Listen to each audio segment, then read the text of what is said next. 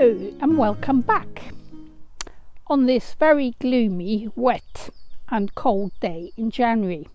Yes, we have seasons in England, as you can see. And today we are going to look at a superfood for the Tudors. And as we like to keep it seasonal, there is just the one, the parsnip. The parsnip is a member of the parsley family, and in its wild form it's very common, looks very much actually like hemlock, which is very poisonous, and I believe Socrates actually died from being poisoned with hemlock. So in the wild the parsnip might not be the ideal foraging food at all, but thanks to the Tudors, who took the wild parsley and made it into something more suitable for them. Now, in its wild form, the parsnip is a lot woodier, a lot thinner. I've got one. This is our modern parsnip. Now, in the wild, that would look a lot thinner. And it's the ideal food for the Tudors. Now, why is that? Because it's one of the only vegetables that can stay in the ground all year round. It does not deteriorate. In fact, it improves its flavour, because it's after a few frosts that the starch inside turns into sugar, so it becomes naturally sweet. And in Tudor times it was one other method to sweeten things, especially those people that didn't have sugar, couldn't afford sugar, and hadn't got any access to honey, especially in the winter. This was your sweetener.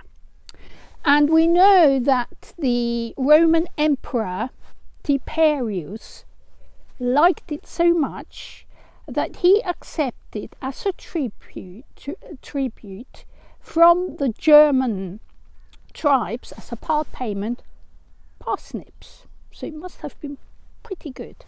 Anyway, I'll show you. Mine, obviously, in the soil here, don't look quite as good. They probably reflect more what the medieval parsnip would have looked like. In England we were growing parsnips since basically like medieval times, but they were a lot thinner and, as I said, woodier, and would have actually needed a lot more work. So you can compare this very medieval looking parsnip, homegrown by myself, with the shop bought one, but it gives you some idea how it changed. It was actually the Tudors that started to use the parsnip a lot more. In the medieval age it does get mentioned by a lot of people here in England, but it really became popular in Tudor times. It's full of vitamins, full of minerals, the sugar, all in all, it fills you up, so it was the perfect food for everybody. And today we are going to cook with this parsnip. Right, I'll see you back in the kitchen because it's not really all that pleasant here. So we'll move on back into the house. See you there.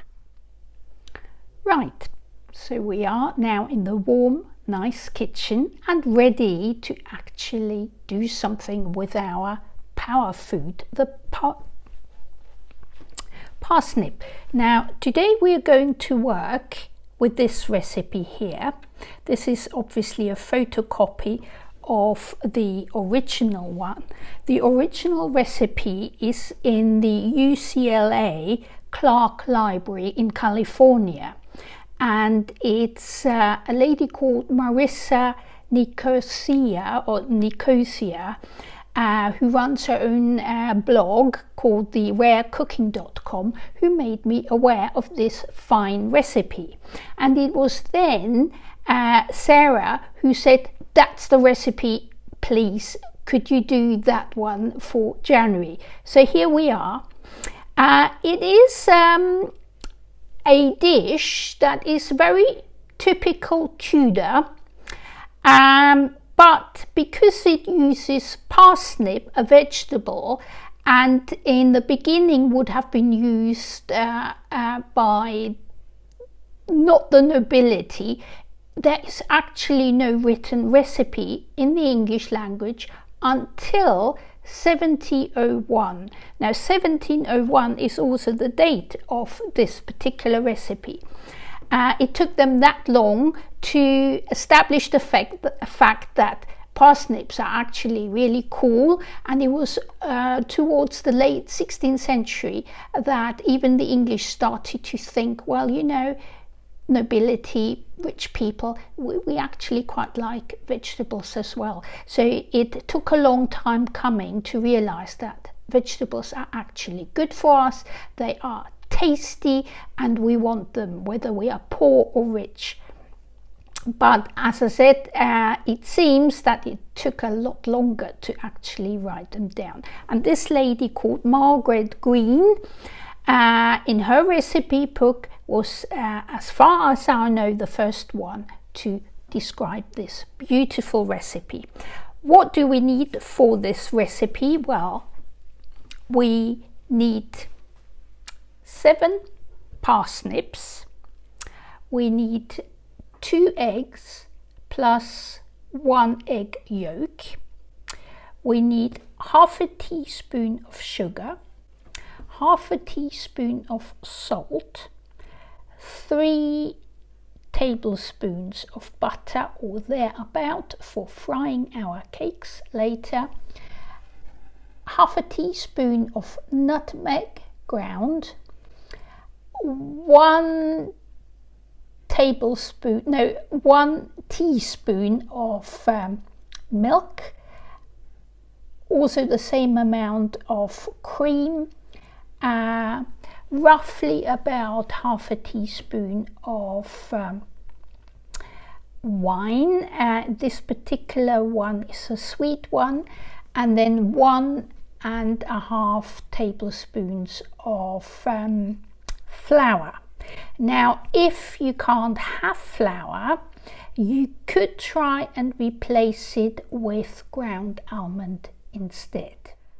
So the name comes from the Latin.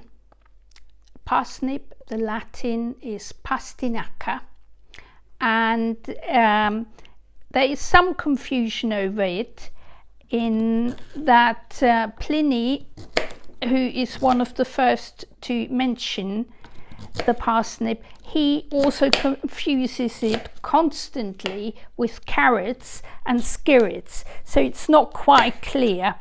But we do know for certain that they did use parsnips, because in 1450 the Italian master cook Martino da Como, he definitely mentions parsnips because he deep fries them. Okay, our parsnip now, I've peeled it, I've washed it, I'm now cutting it into chunks of about 1 inch. Now, while I'm cutting these up, I'm letting you know a little bit more about the superb parsnip and its history. And Thomas Eliot, in 1539, he tells us that he thinks they're quite nutritious. He's one of the first people in England to realize in the 16th century that vegetables are actually good for you, and even the nobility should eat a lot more of it. And William Turner, in his gardening book from 1548, funny enough, he refers to the parsnip as Cisaron. Don't really know where it's coming from, but it definitely is referring to the parsnip.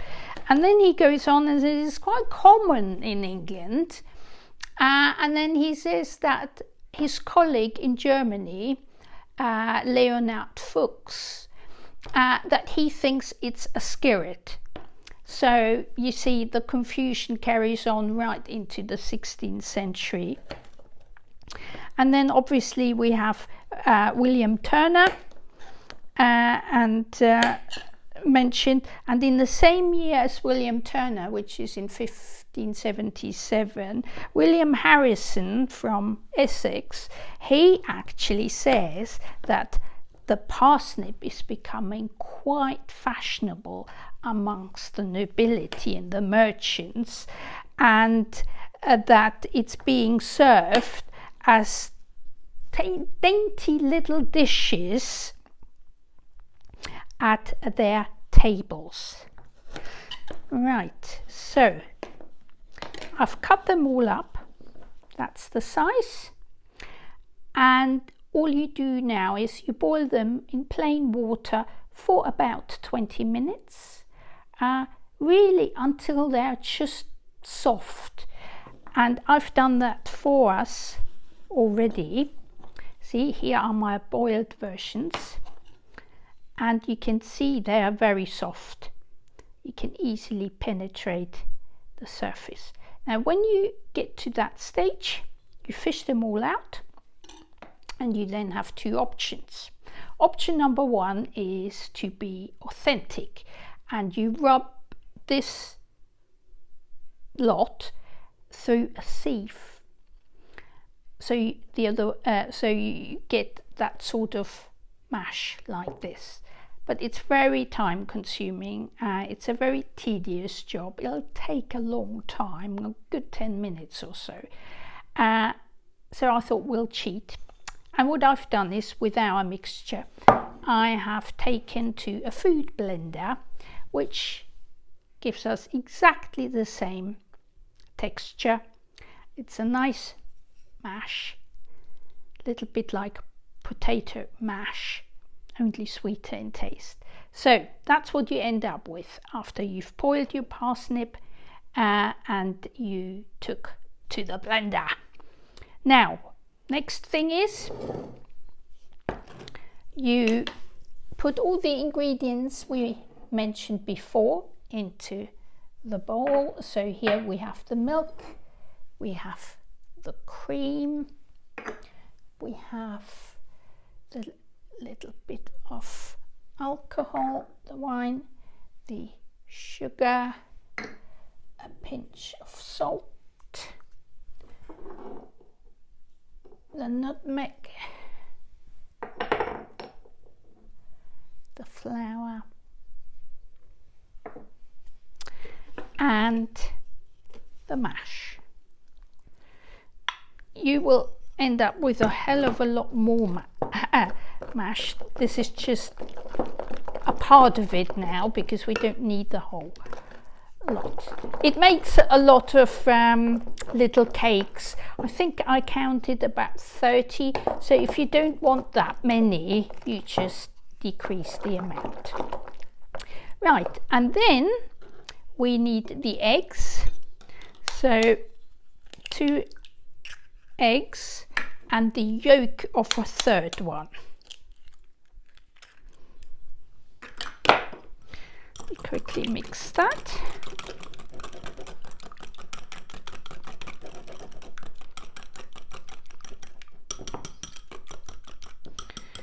All right, in you go.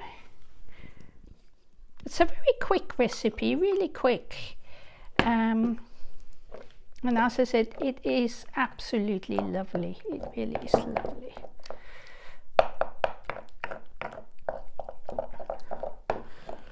Right, so let me just take this. This mixes better. We were talking about that William Harrison said that it's become a very trendy vegetable amongst the nobility and the merchants.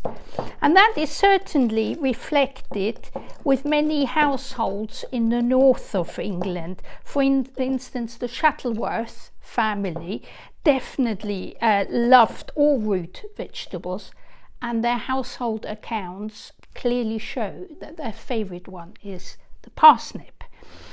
Indeed, they grew so much that they were able to sell it on to others. Right, now you end up with something like this, and our next step is to go and fry them. So I'm going to set that up, and then we fry them together. Right, now we've come to our last and final step, and that's to put the cakes to be fried in our melted butter. Now please do just take little spoonfuls.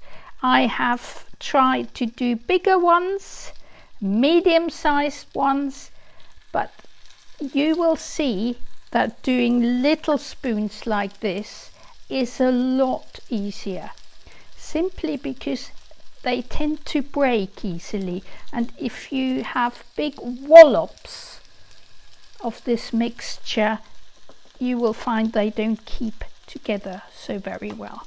So we put into our melted butter a group of these.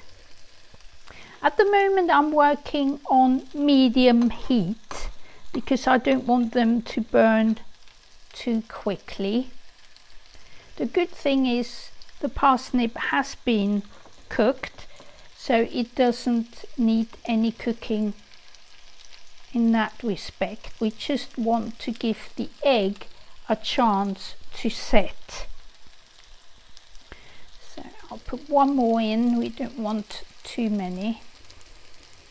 And now we just have to wait a little bit for them to start turning golden brown at the very bottom. Yeah. Now, interestingly, we also know that parsnips were used by the nobility to feed their staff. For instance, the account books from 1597 to 98 of Henry Willoughby show clearly that he, well actually the people who looked after his house when he had died, bought a lot of parsnip to feed the staff that stayed behind to look after the house, which is interestingly. But one person we haven't mentioned yet is my beloved John Gerard and his herbal. I just love the man because he recorded everything in detail, and in his herbal in 1597 he clearly also mentions the parsnip, and he makes it clear there's the garden form, the domesticated, cultivated one, and there's the wild parsnip. And unlike the Romans, who very much enjoyed the wild parsnip, he says that the wild one is totally unfit for human consumption. But he reckons that they are a good nourishment, and rather thick, but not faulty or bad. And he also says that they pass through the body not too quickly. And in Tudor times, that is a good thing. You want food to stay in the body to nourish you, and not just travel through really quickly. Interestingly, he also mentions that parsnips can be used for making bread. I have not come across any recipe for that, but it's never nevertheless interesting that he seems to think that people do use parsnip for making bread. And when it comes to the humours, he obviously lets us know exactly what they are. He says they're moderately hot and more dry than moist, which again is something of a compliment, because it makes them suitable for consumption to a very wide range of people, and that can never be bad. Now let's have a look what our frying parsnips do. Now the best thing to handle and turn them around is by using 2 spatulas, because they are really quite soft. So what I'll do is I'll use one to back it and the other one to help turn it around. I think we are probably better off to go over to the hotter plate now.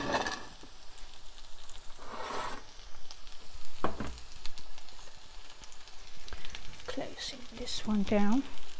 I just didn't want to start too hot too quickly. Yeah, they're still a bit soft, so we leave them a little bit longer.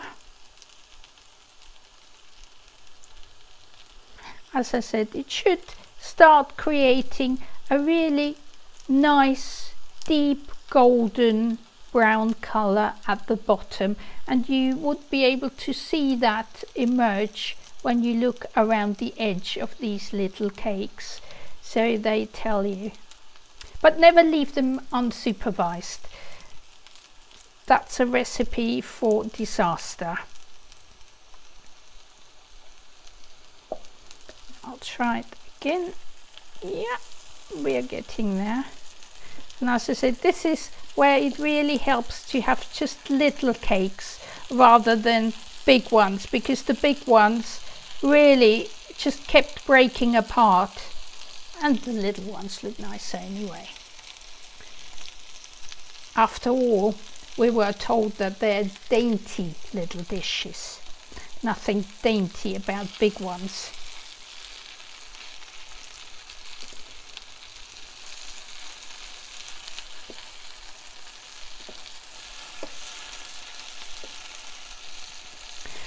I also believe that in Tudor times, dishes like this, they probably would also have used animal fat to fry them in.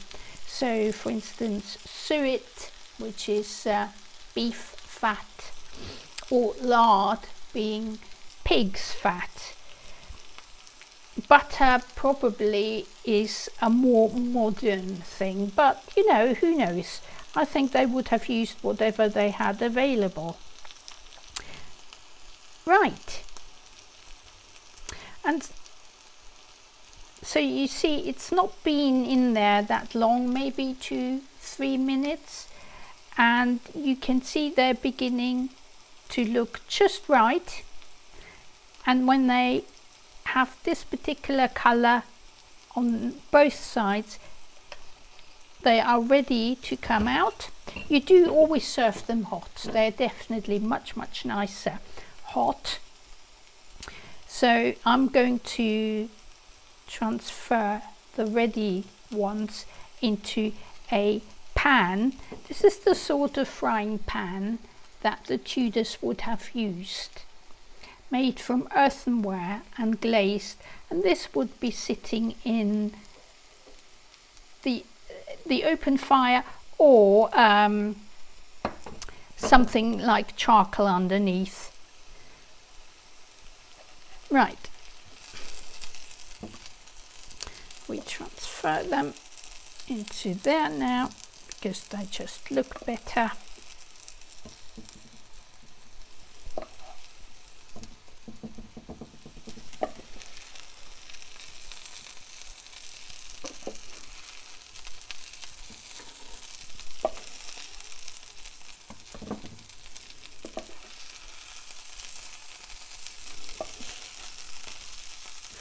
We leave that in there. And now I'm going to show you how to decorate them, making them ready to go on your dining table and be served to your guests or family. Right, I've transferred them onto a plate now. Here they are, our little dainty parsnip cakes. They need a little bit of decoration, as we clearly can see. And what did the Tudors use? Well, they did like to add sugar, and I've got rough sugar crystals. They're perfect because they stay on these a little bit longer than very fine sugar. Then flowers. I've chosen again dried petals from the cornflower because I just love that metallic blue. Oh, look how it instantly transfers the dish into something exciting. And if you'd like to go over the top, you can add comfits. Comfits are actually seeds covered in sugar. You can cheat and buy them from Indian supermarkets because they still make them, or you can make them yourself, but it is probably the most labor intensive thing you've ever done. And you can sprinkle them on. They taste nice as well. Now, here you have a super nice dish, but it also is healthy according to the Tudors. In fact, it's because the parsnip was considered a healing plant as well. And before 1500, there was a book that actually described the parsnip more to belonging to meat than medicine. Now that in itself is quite significant because it makes it clear that the parsnip earlier, before 1500, was more considered a medicine rather than something to eat. And that could explain why we haven't got recipes. Well, not in the food sector anyway. But here we go. Something you definitely should try. I think it's absolutely gorgeous, easy to make, very simple ingredients, so nothing to stop you from trying this. And hopefully I see you next month in February with something more, and also suitable for Lent, of course.